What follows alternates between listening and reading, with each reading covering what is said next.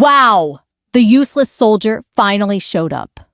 That's what my father shouted across the fellowship hall at my grandfather's funeral luncheon. His voice carried over the clinking of forks and the low murmur of cousins catching up. Plates of green bean casserole and ham rolls sat untouched as heads turned. I felt the heat rise in my face. Though I stood there in full uniform medals, polished boots shined. For a second, no one breathed. Then, just as Dad smirked and raised his wine glass, a man in dress blues, a 4-star general, stood up from the table. He cleared his throat. "Sir," he said, looking my father square in the eyes, "President Trump just awarded your daughter the Medal of Honor." And right then, Dad's jaw dropped. He sputtered wine spraying from his lips, and the entire room gasped. That was the moment everything changed. But to understand how we got there, how a girl from Springfield, Missouri ended up standing in her Army uniform while her own father mocked her, you've got to hear the whole story. I grew up in Springfield, Missouri, a town that prided itself on Friday night football church potlucks and knowing which families belonged to which pew on Sunday mornings. My dad, Robert Bob Whitaker, owned a little hardware store right off Sunshine Street. Folks came in for nails paint and conversation more than anything. My mom, Elaine, stayed home cooking dinners that smelled like roast beef and biscuits, ironing Dad's shirts, and keeping us kids in line. I had an older brother, Mark, 2 years ahead of me. He was the Golden Child class president, quarterback, prom king. Dad loved to tell anyone who would listen, that boy's got brains and leadership. He's going places. And he did an accounting degree from Mizzou, a tidy job at a Springfield firm, a wife, 2 kids, and a mortgage by the time he was 28. Me! I was the kid who climbed the oak tree out back, scraped my knees, and came home with dirt under my nails. I liked books more than football games. I wasn't pretty in the pageant way that other girls were. Teachers called me independent, which was a polite way of saying stubborn. Dad never quite knew what to do with me. He'd say it plain as day. "Mark's the smart one, Sarah. You're just chasing shadows." He meant I didn't fit. I wasn't the daughter who would settle down in Springfield, marry a local boy, and host Sunday dinners. Our house smelled of sawdust and motor oil from Dad's weekend projects. Mark and I would sit at the kitchen table, and Dad would quiz us on multiplication tables while Mom stirred chili on the stove. Mark always had the right answer first. I remember once blurting out something half wrong, and Dad barked, "Think before you speak, soldier." He didn't mean it as foreshadowing. It was just his way of saying I was careless. But the word stuck. Soldier. By high school, the cracks widened. Mark got trophies. I got part-time jobs. Dad went to every one of Mark's games, shouting plays from the bleachers. When I brought home a ribbon from the county fair for an essay contest, Dad barely looked up from his paper. "Writing doesn't put food on the table," he muttered. I'd lie in bed some nights, staring at the ceiling fan, listening to Dad's snores through the wall, and wonder if I'd ever be enough for him. Mom tried to soothe me. "He's old-fashioned, honey. He doesn't know how to show it." But when she said that, her eyes looked tired, like she didn't believe it herself. Springfield was the kind of place where everyone knew you. At the diner, Mrs. Carver would pat Mark on the shoulder. "So proud of you, young man."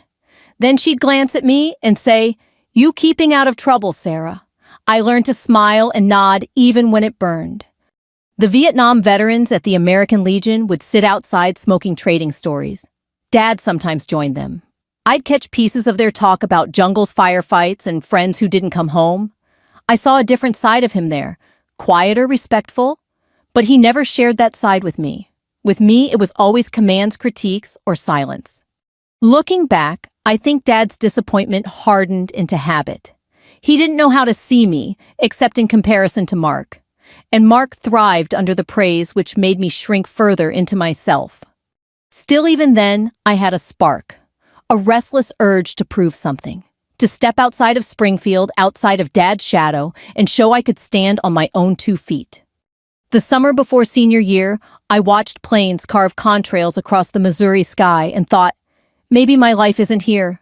Maybe it's out there. But at 16, all I had was a simmering ache for freedom, a father who dismissed me, and a brother who basked in approval. I didn't know yet that one day I'd walk into a funeral hall in uniform, my father's insult hanging in the air, and finally see justice tip in my favor. The September morning that changed everything started out ordinary enough. I was sitting in the high school library pretending to study for a government quiz when Mrs. Walker, the librarian, wheeled in a TV cart. Her face was pale. "Kids," she said softly, "you need to see this." On the screen, smoke poured from the Twin Towers in New York. We watched in silence, the room heavy with disbelief. When the second plane hit, a boy behind me whispered, "This means war." That night, I sat cross-legged on my bed. Notebook open, news blaring from Dad's old Zenith in the living room. Something inside me shifted. I thought about those firefighters climbing stairs they'd never climbed down. I thought about the people trapped, the fear in their voices as they called home. And I thought about how small my own problems seemed, Dad's disappointment, Springfield's narrow streets, Mark's shadow. 2 weeks later, a recruiter set up a table outside the cafeteria. Glossy posters showed soldiers in desert fatigues, helicopters against a blazing sky. The recruiter, Sergeant Miller, was from Joplin, Missouri. He shook my hand firm. "You got grit in your eyes," he said. "We need that." When I told Dad over supper, he slammed his fork down so hard the green beans jumped off his plate. "You?" he barked. "You're gonna join the army. Don't make me laugh. You can't even follow directions in this house." Mom tried to calm him. "Bob, she's serious. She wants to serve." "Serve?" Dad scoffed. "You're just running away." But I wasn't running. I was choosing. At Fort Leonard Wood, just 2 hours from Springfield, I learned to march, salute, shoot, and dig foxholes until my fingernails cracked. The drill sergeant's voice was thunder. "Whitaker, you move like molasses." Faster sweat stung my eyes, but something inside hardened. For the first time in my life, my stubbornness became a strength. In the barracks at night, I wrote letters home. To Mom, "I'm doing fine. The food's terrible, but I'm learning a lot." To Dad, "Training's tough, but I'm pushing through." He never wrote back. Deployment orders came in 2003. Iraq. The desert heat slammed us the minute the C-130 ramp dropped. The air smelled of dust and fuel, the horizon stretching flat and endless. I carried 60 pounds on my back and the weight of fear in my chest. There were moments that etched themselves into my bones. Sitting in a Humvee, gripping my rifle, praying the road ahead wasn't wired with IEDs. Sharing lukewarm water bottles with fellow soldiers, laughter breaking through the fear. Watching a buddy from Kansas get hit holding pressure on the wound while helicopters roared overhead. War stripped away illusions. It was blood dust and the sound of your own heartbeat in your ears. Still, I grew there.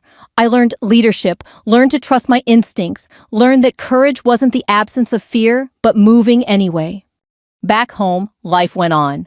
Mark married, bought a house, had a son. Dad bragged about him at the hardware store. My boy's an accountant. Solid career, he'd say, puffing his chest. About me? At most. Yeah, she's overseas, doing her thing. The few times I called home, Dad's words were clipped. "So you got enough to eat?" "Yes, sir."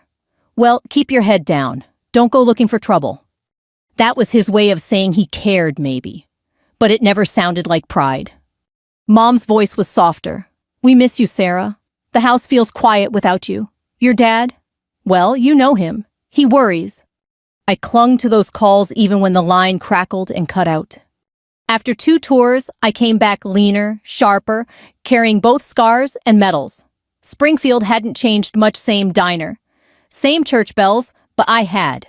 Walking into Dad's hardware store in uniform, I hoped just once for a smile of pride. Instead, he squinted and said, "So you're back. Don't track mud on the floor." The ache of that moment followed me for years. Still, I stayed in. The Army became my family, my purpose. I rose in rank, mentored younger soldiers, carried names of the fallen in the back of my mind like prayers. And each time I came home, Dad's silence grew louder. But deep down, I held on to one stubborn thought: someday I'd prove him wrong, not with words, but with deeds he couldn't ignore.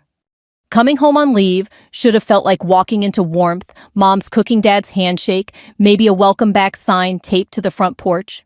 Instead, every return to Springfield carried a sting I could never shake. The first time I stepped off that Greyhound bus in uniform duffel slung over my shoulder, I spotted Dad waiting by his old Ford pickup. He didn't wave. He just crossed his arms and squinted like he was checking for damage. When I reached him, expecting at least a pat on the back, he smirked. "Oh, look, Private Army girl's back. Don't expect a parade." I forced a laugh, tossed my bag into the truck bed, and climbed in. Mom hugged me tight later at the house, tears dampening my shoulder. She made meatloaf, mashed potatoes, the works. For a few minutes, it felt almost normal.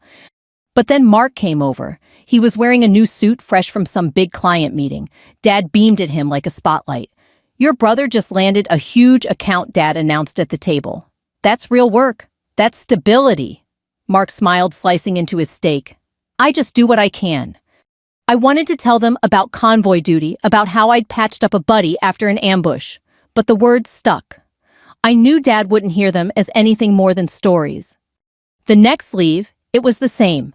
Family cookout cousins, running around paper plates piled high with ribs and corn on the cob. I stood near the grill, laughing with Uncle Jim, when Dad raised his voice for the whole yard to hear. "Careful not to burn anything, Sarah. You've got a history of blowing things up, don't you?" The laughter that followed cut sharper than any knife. Mom pulled me aside in the kitchen later. "He doesn't mean it, honey," she whispered. He doesn't know how to show pride." "Maybe he doesn't have any to show," I muttered. At church, people asked about Mark's promotion, his kids, his mortgage. When they turned to me, it was always, "So when are you getting out? Don't you want to settle down?" I'd smile politely, swallow the bitterness, and shake hands until my knuckles ached. I remember one particular Thanksgiving. Snow dusted the Whitaker driveway, and the smell of turkey filled the house. Mark led the prayer, thanking God for family blessings and opportunity. When it was Dad's turn to say something, he raised his glass. To Mark, he said proudly, "A real provider, a real man." Then he glanced at me, and to Sarah for whatever it is she does over there.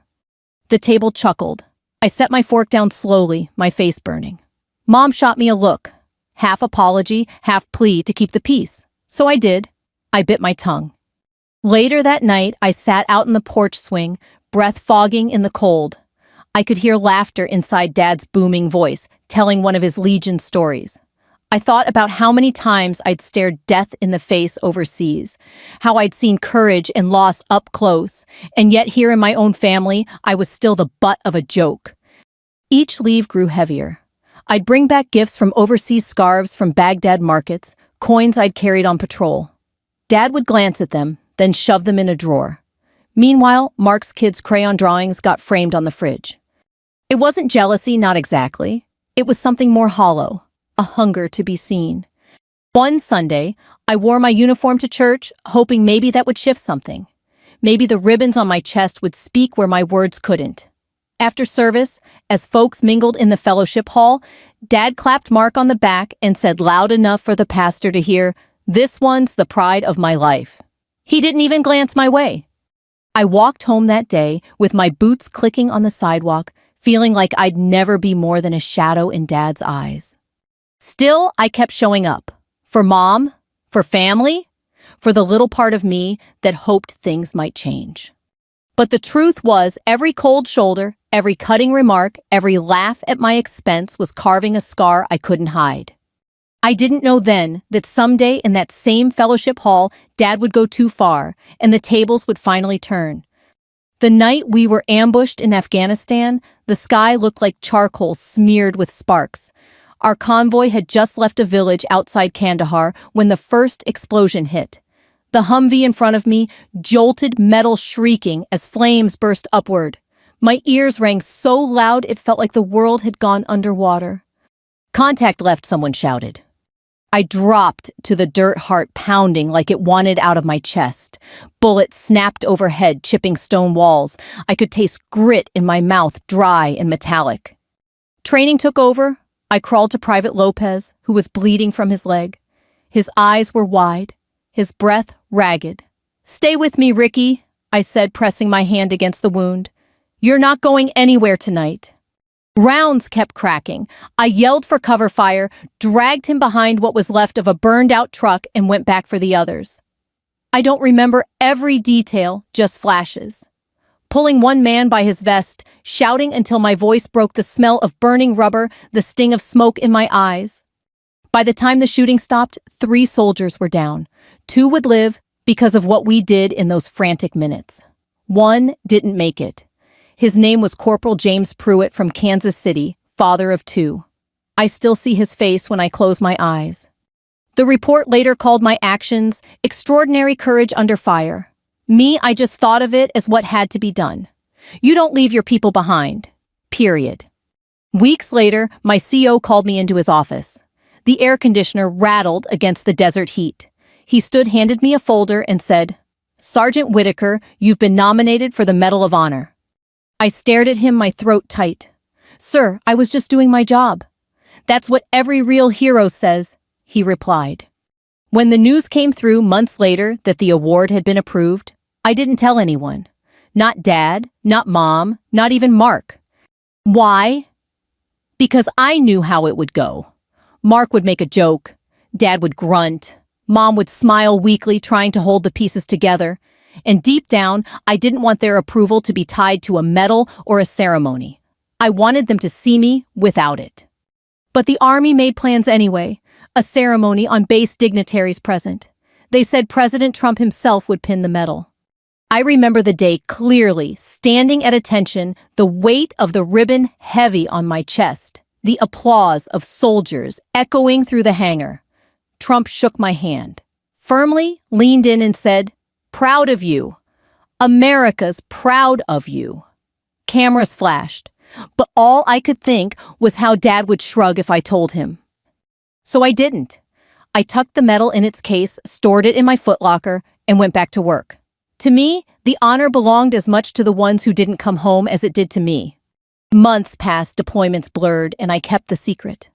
Only a handful of fellow soldiers knew. Back in Springfield, I still got the same cold shoulders. At Thanksgiving, Dad still toasted Mark. At Christmas, Mom still fussed over the grandkids while I stood in the corner with coffee. Nobody asked much about what I did, and I didn't offer. Sometimes at night, lying awake in the barracks, I wondered why I hadn't told them. Part of it was humility, sure, but part of it was defiance, a twisted kind of test. I wanted to see if Dad could ever recognize my worth without being forced to by some ribbon and citation. Of course, I should have known the answer. What I didn't know then was that the truth would eventually come out, not in a quiet way, but in the loudest, most public, most humiliating way possible for my father. And the setting for that revealed my grandfather's funeral, right back in Springfield in front of every pair of eyes that had ever looked down on me. Grandpa Whitaker passed on a cold October morning. He was 90, a Korean War vet who still polished his boots every Sunday. When the call came, I took leave and flew into Springfield. The town hadn't changed much, same faded billboard, same diner with a neon sign buzzing. When I pulled into the church parking lot, the lot was packed. Men in Legion jackets smoked near the entrance. Ladies in black carried casserole dishes covered in foil. The smell of coffee drifted out the doors. Inside, the sanctuary was filled with family, aunts I hadn't seen in years, cousins whispering in pews, the choir softly humming a hymn. The casket sat at the front, draped in the American flag. Grandpa had earned that. I wore my Army service uniform, polished to a shine. The jacket was stiff, the creases sharp. I pinned the metal case inside my bag, still hidden from the family. It wasn't the day to flaunt it, but it was there, weighty as a secret. Dad stood near the pulpit chest, puffed out, shaking hands, telling stories about Grandpa's farm days. He looked comfortable in the spotlight. Mark stood beside him, perfect suit hair slicked the picture of success. When I walked in, heads turned. A murmur rippled. My cousin whispered, "She looks sharp." Another muttered, "Didn't know she was back." Dad glanced at me. His expression was hard to read, something between annoyance and calculation. He gave me a nod, nothing more. No hug, no smile. The service was respectful. Pastor Jones spoke of sacrifice, duty, faith. The Legion men folded the flag with precision, handed it to Dad. Mom wept quietly beside him. I stood at attention, my hands steady, my chest tight. Afterward, we moved to the fellowship hall. Long tables groaned under the weight of food, ham potato salad, green beans pies lined up at the end. Folding chairs scraped the floor as people settled in. I carried my plate carefully, the clatter of forks and chatter filling the room. Everywhere I turned, it was Mark this, Mark that. Mark's firm is expanding. Mark's kids are doing so well. Dad beamed with each compliment. When someone asked about me, Dad cut in with a chuckle. "Oh, Sarah. She's still chasing the army dream. You know how kids get wild ideas." I bit my tongue, sipped my coffee, and let the words hang. The hall smelled of strong coffee and vinegar from the coleslaw. I could hear the buzz of the soda machine, the shuffle of kids playing tag in the corner. I felt like a shadow among them, sitting in uniform, while conversations swirled past me. At one point, Uncle Jim leaned over. "Proud of you, kiddo," he whispered. "Takes guts to wear that uniform." His words warmed me for a moment, but they were drowned out when Dad raised his glass. He cleared his throat loud enough to hush the room. To my father, he began voice booming, "A real man, a veteran, a hero. We honor him today." Everyone nodded, glasses raised, but then Dad's eyes flicked to me and his lips curled in that familiar smirk. "And speaking of soldiers," he said, "looks like the useless one finally showed up." The words hit like a slap. The room chuckled nervously. Some cousins avoided my eyes. Mark grinned into his drink. I sat frozen, the weight of my uniform suddenly unbearable. My fork slipped against the plate, the scrape loud in the silence that followed. Mom's hand trembled on her napkin. She whispered, "Bob, please," but he waved her off. It was then that I noticed a figure at the far table, a man in full dress blues, chest lined with ribbons, silver stars gleaming on his shoulders. General Michael Harris, a family acquaintance of Grandpa's from the Legion. I hadn't realized he'd come. He set down his glass, his chair scraping the floor as he stood. His voice cut through the hall, firm and commanding. "Sir," he said, staring straight at my father, "you might want to choose your words more carefully. President Trump just awarded your daughter the Medal of Honor." The room went still. Forks froze midair. Someone gasped, and my father's face turned a shade I'd never seen before.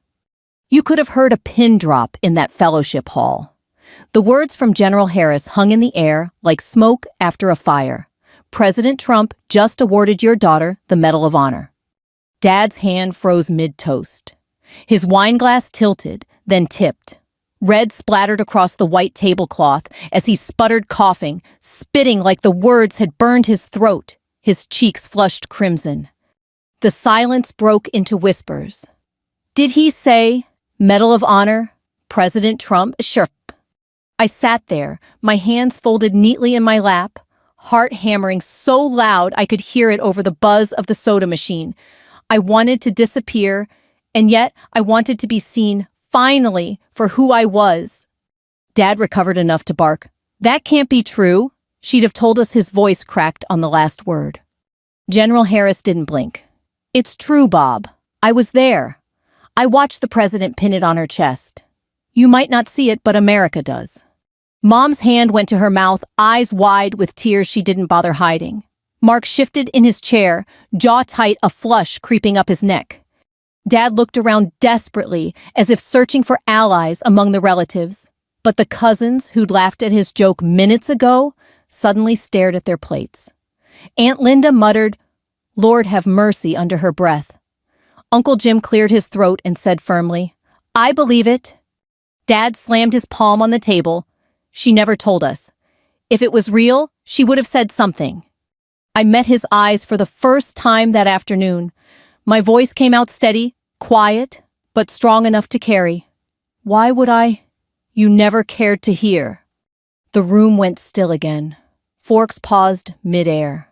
The only sound was the hum of the overhead lights. Mark scoffed, trying to save face. "So what, you played hero overseas? Dad's right, if it mattered, you would have shared it." General Harris cut him off, his tone like a steel blade. Son, respect is earned in blood, not boardrooms. Your sister saved lives under fire. That medal isn't given for stories, it's given for sacrifice. The veterans in the corner, men with Legion caps and weathered hands, nodded solemnly. One even raised his hand in a slow salute toward me. My throat tightened. Dad muttered something under his breath, but the fight was gone from his eyes. His smirk had vanished. For once, he looked small. Mom reached across the table, her hand brushing mine. "Sarah," she whispered, voice breaking. "Why didn't you tell us?" I swallowed hard, blinking against the sting in my eyes. "Because I wanted you to see me, without a medal first." The hall erupted, then not in applause, but in murmurs of shame directed at Dad. A neighbor leaned over to him and said, "Bob, you ought to be proud, not cruel." Dad stared at the spilled wine, his fingers gripping the stem of the empty glass, but he didn't lift his head. For the first time in my life, I felt the balance shift. Years of being invisible, of being the punchline, of biting my tongue, suddenly all of it stood exposed in front of every relative, every neighbor, every friend. And it wasn't me who looked small anymore. General Harris didn't sit back down right away. He stood tall in his blues shoulders, broad the ribbons on his chest gleaming under the fluorescent lights. His voice filled the fellowship hall like a hymn. "Let me be perfectly clear," he said, scanning the tables. Sergeant Sarah Whitaker displayed uncommon courage under fire in Afghanistan. She carried men twice her size through smoke and bullets. She saved lives. That is why the commander-in-chief himself placed the Medal of Honor around her neck. Gasps rippled across the room. Cousin Tammy clasped her hands, whispering, "Lord, she's a hero." Uncle Jim's eyes brimmed with pride. Even the kids who'd been sneaking cookies from the dessert table stood frozen staring. Dad shifted in his chair, his face an ugly mix of rage and humiliation. "You've got to be kidding me," he muttered, voice cracking. "My Sarah." General Harris leaned closer, his words steady, deliberate. "Yes, Bob, your daughter. The one you've mocked. The one you've ignored. She's not useless. She's one of the bravest soldiers this nation has." A heavy silence followed. You could hear the clink of a fork dropped onto a plate, the nervous cough of someone in the back. Mark tried to laugh it off. "Come on, General, you're making it sound like she's some kind of movie star." Harris's eyes flashed. "No, son. I'm making it sound like what it is. Truth. And if you had any respect, you'd stand up and honor her right now." The veterans at the corner table didn't wait. One by one, they rose slowly, joints creaking, hands lifting to their brows in salute. Old men with wrinkled faces, stiff knees, and watery eyes, all of them honoring me. My breath caught in my throat. For years, I'd come home to silence, to mockery, to being brushed aside. And now, here they were, men who knew the cost of service standing for me. Mom wiped at her cheeks, whispering, "Sarah, oh, Sarah." Dad stayed seated, knuckles white on the table, jaw clenched. I could see the war raging inside him, the need to stay in control, the shame of being exposed, the stubborn refusal to yield. Finally, Harris broke the silence again. "Bob, you've spent years cutting her down. But you can't deny the truth in front of you. Your daughter has done this country proud. You might never give her the respect she deserves, but everyone else here will." He turned to me, his salute crisp and sharp. "Sergeant Whitaker, America, thanks you." My chest tightened. I stood slowly, heels, clicking against the linoleum floor, and returned the salute. My hand trembled, not from fear, but from the swell of something I hadn't felt in years, recognition. The hall erupted in applause, then soft at first, then building. Claps echoed off the walls, people nodding, whispering, "God bless her and well done." Dad sat stone-faced, but the sound rolled over him like a tide he couldn't stop. And in that moment, I didn't need his pride anymore. I had something bigger, validation from the very community that had once looked past me. The applause swelled, rolling across the hall until even the kids joined in, palms smacking the tables. The veterans held their salutes, tears streaking down their weathered faces. And me, I stood at attention, heart hammering, throat tight, fighting not to cry in front of them all. Dad sat there, arms crossed, face twisted, like he'd bitten into something sour. For the first time in my life, I saw him cornered, not by me, but by truth. Uncle Jim clapped his big hands together and boomed, "That's our Sarah, a real hero." Others nodded, murmuring agreement. A neighbor leaned over to Dad, shaking his head. "Bob, you ought to be ashamed. Mocking your own daughter while the nation honors her lord? I never thought I'd see the day." Mark shifted uncomfortably. He tried to lighten it with a joke. "Well, I guess this makes me the second best Whitaker now." The chuckles he hoped for never came. Instead, the room stared at him unimpressed. For once, Mark's charm fell flat. Mom's hand clutched mine under the table, trembling. "Sarah, I'm so sorry," she whispered. "I should have stood up for you more." Her eyes glistened, and I believed her. I turned to Dad. He couldn't meet my gaze. His jaw clenched, his ears red. He muttered, "You blindsided me." General Harris's voice cut in sharp as a blade. "No, Bob. She didn't blindside you. You blinded yourself. You were so busy tearing her down, you never saw her rise." The words hit harder than any slap. The whole room seemed to lean in, watching my father shrink. For years, I had prayed for one moment where the balance shifted. Here it was, raw, public, undeniable. Dad wasn't the big man in the room anymore. His authority, his bluster, his cruelty, they crumbled in front of witnesses. I didn't gloat. I didn't raise my voice. I simply stood shoulders back, letting the truth hang in the air. Finally, the pastor cleared his throat gently. "Bob, sometimes the good Lord humbles us through our own children. Maybe today's the day you learn pride the right way." A wave of murmurs, agreement, soft amens. Dad looked ready to explode, but he said nothing. His wine glass was empty, his jokes dried up. He sat small in his chair while everyone else looked at me with respect, some with awe. It wasn't revenge in the loud, angry way. It was something quieter, deeper, years of scars finally visible to the ones who mattered. The humiliation wasn't mine anymore, it was his. When the applause died down, I took my seat again, folding my hands in my lap. My voice when I finally spoke was steady. "I never wanted a medal to change how you saw me," I said quietly, though the whole room heard. "But maybe now you'll understand I was never useless." The silence that followed was heavier than any words. For the first time in decades, Dad had nothing left to say. The rest of that afternoon blurred into a series of quiet moments I'll never forget. Folks lined up to shake my hand. Some just said thank you. Others shared stories of brothers or fathers they'd lost in Vietnam, Korea, or Iraq. For the first time in Springfield, people weren't asking me when I was getting out of the army or when I'd settle down. They were asking me about courage, about service, about sacrifice. Mom stayed close, pride shining through her tears. "Sarah," she whispered more than once, "your grandpa would have been so proud.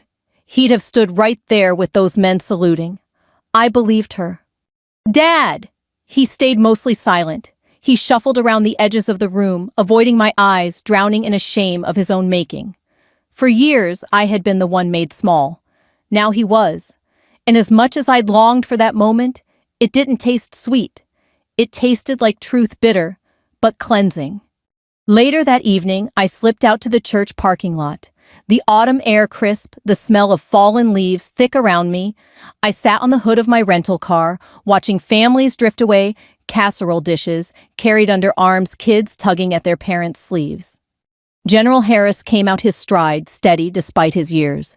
He joined me without a word, then said, "You handled yourself with dignity in there.